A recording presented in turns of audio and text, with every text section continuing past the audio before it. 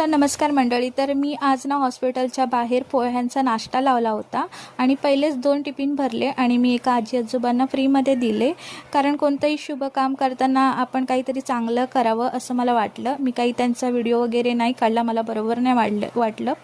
तर कसं आहे मंडळी, मी गेली 10 वर्षांना जॉब करत होते आणि डिलिव्हरी होईपर्यंत मी जॉब केला. नंतर माझं बाळ झालं आणि त्याच्याकडे लक्ष द्यायलाही कोण नव्हतं आणि मला त्यालाही वेळ द्यायचा होता. मग मी 3 वर्ष काहीच नाही केलं आणि आता मलाही कंटाळा आला होता आणि मुंबईमध्ये राहायचं. तर मिस्टरांना थोडी मदत व्हावी म्हणून मी काहीतरी करण्याचा विचार करत होते. तर मला बाजूच्या मावशी म्हणाल्या, तू स्वयंपाक फार छान बनवतेस, तर आपल्या बाजूला हॉस्पिटल आहे, तर तिथे तू नाश्ता का नाही लावत मग सकाळी, म्हणजे तुझ्या बाळाला सुद्धा टाईम देता येईल.